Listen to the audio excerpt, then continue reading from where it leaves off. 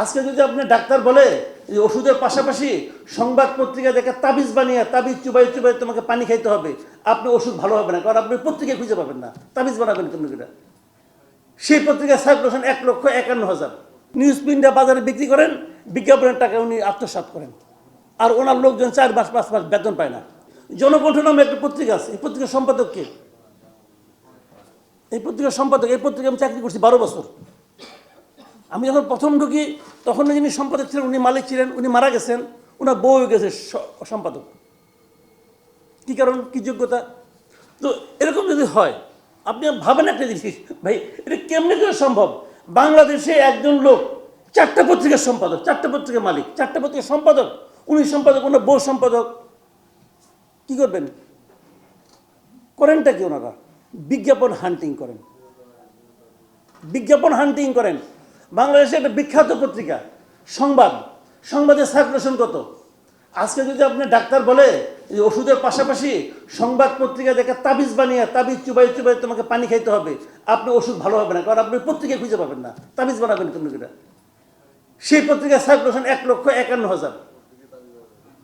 কেমনে 1,51,000 সার্কুলেশন? কেন? ওইটা হইলে পরে উনি এই 8ম ওয়েজ বোর্ডের অনুযায়ী ওই হিসাবে বিজ্ঞাপন পান, ওই হিসাবে নিউজ প্রিন্ট পান।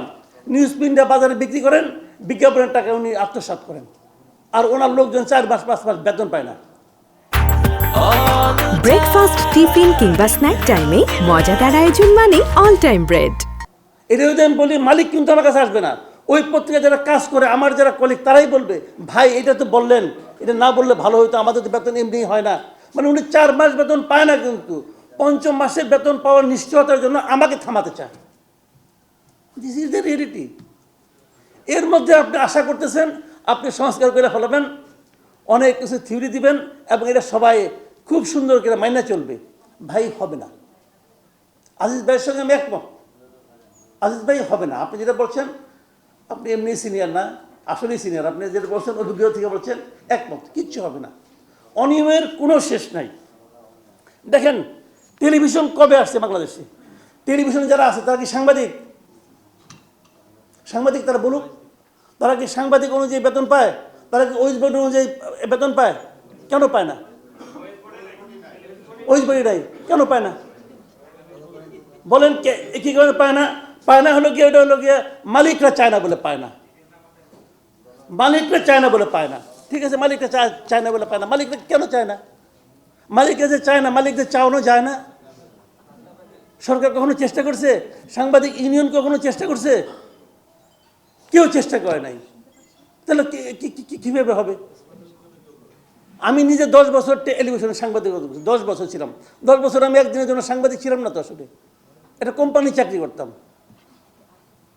তো এইগুলি হলো কি আমাদের মানে একদম কমন প্রবলেম। কিন্তু এই প্রবলেমগুলির সলিউশন এই দেশে আপনি কেমনে করে করবেন আমি জানি না। গুরু দায়িত্ব হাতে নিয়েছেন, ভালো করেছেন। না পারলে কিন্তু ভাই এখনই আপনার আমি মানে সমালোচনা করি, তখন যে কী কমো আল্লাহ জানে। এই যে একজন লেখছে যে মালিকদের চাপ থাকে ভিউ বাড়ানোর জন্য, টেলিভিশনে ভিউ না হলে চাকরির অনিশ্চয়তা তৈরি হয়। এটা কিন্তু আমার কথা না, এটা আমি হয়তো বলতাম না, কিন্তু বলছে এখন যেখানে ভিউ বাড়ানোর কম্পিটিশন থাকে, তার কাছ থেকে আপনি সৎ সাংবাদিকতা আশা করেন? এনএসকে উদাহরণ দিলে চলবে রে ভাই? আমাদের দর্শকদের রুচি আমরা নষ্ট করে দিয়েছি। কী কারণে কই যে দেখেন, ডক্টর ইউনূসের অনেক বক্তৃতা দেয়, উনি অনেক কথা বলেন, উনি খুব ভালো বলেন। ওনার একটা বক্তৃতা আমি ভুলতেই পাই না, অসাধারণ বলছেন কিন্তু সংস্কারের প্রসঙ্গে। উনি বলেছেন যে সংস্কার আমাদের সবাইকে করতে হবে। This is the basic point, যে দর্শক তারও সংস্কার করতে হবে। এখন তার যে রুচি, সেই রুচিকে যে নষ্ট করে দিচ্ছে, তাকে তো আমি গুরুত্ব দিচ্ছি। আমার দর্শকদের রুচিকে যে নষ্ট করে দিচ্ছে প্রতিনিয়ত, তাকে তো আমি গুরুত্ব দিচ্ছি, তাকে তো আমি হাততালি দিচ্ছি, তার কথা শুনে তো আমি কাজ করছি। তাহলে আপনি কিভাবে ওই দর্শকের কাছে আবার সৎ সাংবাদিকতা কথা বলে আপনি সেখান থেকে ভাই কিছু একটা পাবেন? নট সো ইজি, আমি মনে করি না। তারপরেও আপনাদের শুভকামনা করি আমি। কামাল ভাই ইংল্যান্ড থেকে ছুটে আসছেন দেশের কিছুটা উদ্ধার করার জন্য। যদি করতে পারেন শুভকামনা থাকলো, আর যদি না পারেন সমালোচনাও থাকলো।